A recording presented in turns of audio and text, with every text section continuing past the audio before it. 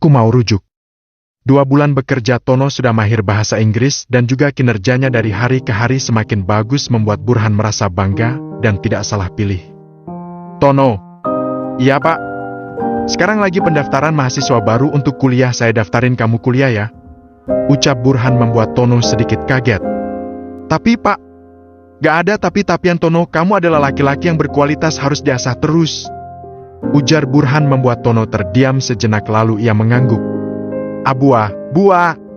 Tiba-tiba suara Romi terdengar membuat Tono mencari sumber suara. Kemana Bu?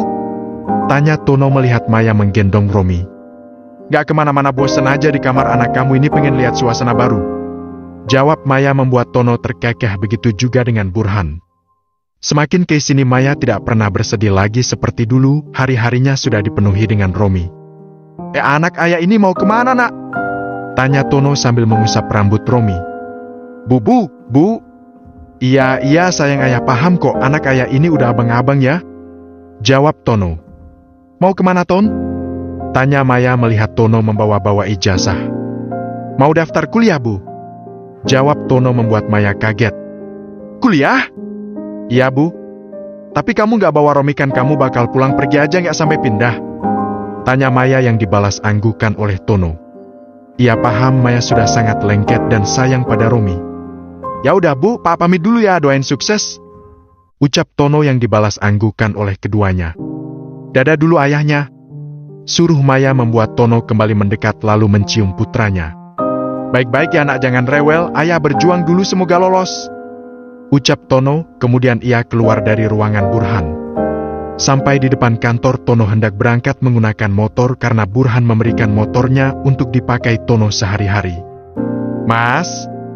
Tono menoleh lagi-lagi, ia harus berhadapan dengan Intan, ia kembali melepas helmnya lalu ia menatap Intan dengan tatapan malas. Apalagi? Romi mana? Sini anakku, aku mau bawa dia. Ujar Intan dengan santainya membuat Tono memutar mata malas. Anakmu? Di mana kamu saat dia butuh ibunya untuk menyusu? Udahlah Intan, ini gak bakalan ada habisnya kalau kita berdebat terus masalah Romi. Ujar Tono membuat Intan menatapnya tajam. Kamu yang selalu mancing-mancing aku Mas. Sekarang kamu sudah menggugat cerai, maksud kamu apa? Tiba-tiba Intan emosi membuat Tono menaikkan alisnya sebelah. Mau saya kita gak ada ikatan apa-apa lagi karena kelihatan sekali Intan niat buruk kamu. Kamu hanya menginginkan uangku. Jawab Tono membuat Intan menarik nafas dalam-dalam. Gak Mas, aku mau rujuk. Dek. Tono melihat Intan dengan tatapan mengejek lalu ia geleng-geleng. Ternyata nyali istrinya itu kuat juga demi uang. Maaf Tan, aku gak bisa menjilat lidah kembali, sekali tidak ya tetap tidak. Ujar Tono membuat Intan terdiam. Mas aku serius, aku mau kita rujuk sekarang, cabut laporannya. Ujar Intan lagi membuat Tono tersenyum. Gak Tan, gak mempan, sekarang aku akui kamu cantik, tapi kecantikan wajah kamu tidak sesuai dengan hati kamu yang terlalu busuk. Ucapan Tono membuat Intan ngepalkan tangannya, tapi sebisa mungkin ia berusaha baik-baik pada Tono.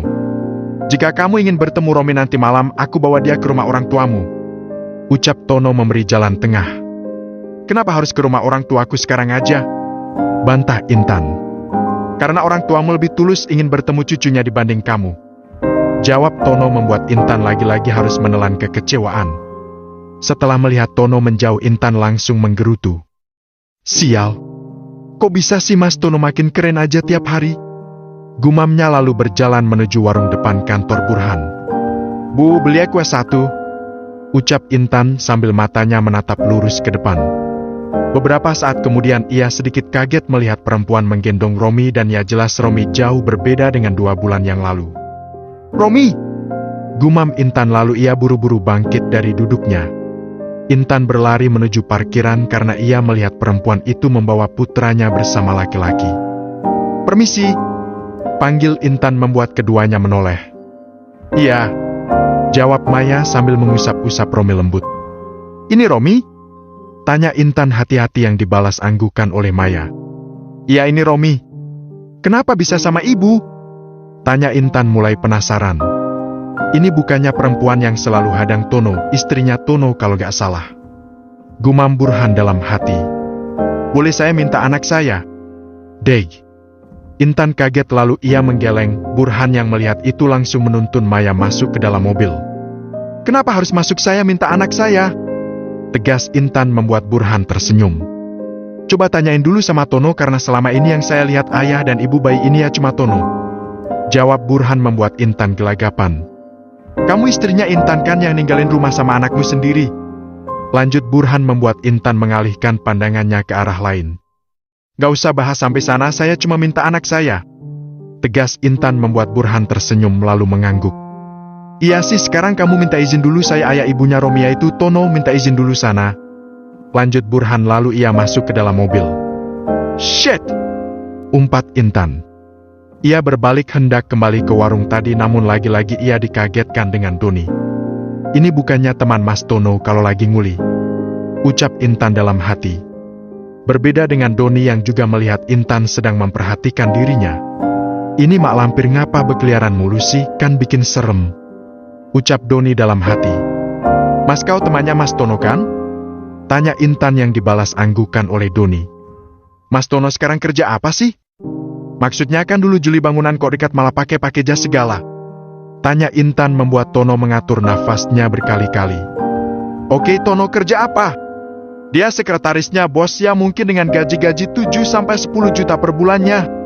Ucap Doni memanas-manasi Intan padahal dirinya tidak tahu Tony gajian berapa. Dan kenapa seorang kuli bisa berjas? Pertanyaan ini nggak cuma buta Tono sih, buat saya juga. Sekarang saya nanya, kalau orang yang berjas itu dari golongan mana? Kuli bangunan nggak boleh berjas? Tanya Doni balik membuat Intan bingung. Ya saya nggak tahu, intinya saya nanya kenapa Mas Tono begini. Tegas Intan membuat Doni terkekeh. Kenapa ya?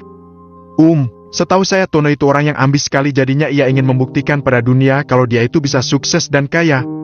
Lebih tepatnya ini Tono di fase pembuktian, gak cuma ngomong doang, nasi. Lanjut Doni lalu ia meninggalkan Intan begitu saja. Lagi-lagi Intan menarik nafas dalam-dalam, rasanya ia tidak percaya semua ini. Intan kembali ke warung untuk menenangkan hatinya. Aku harus bisa balikan sih, apapun caranya aku akan lakuin, mohon-mohon juga gak apa-apa. Ucap Intan dalam hati lalu ia kembali meminum Aqua di depannya. Harus dapat. Gumamnya tegas membuat penjaga warung itu sedikit kaget. Anak muda zaman sekarang kenal sih? Tiba-tiba ngegas, santai dong. Kesal ibu penjaga warung itu.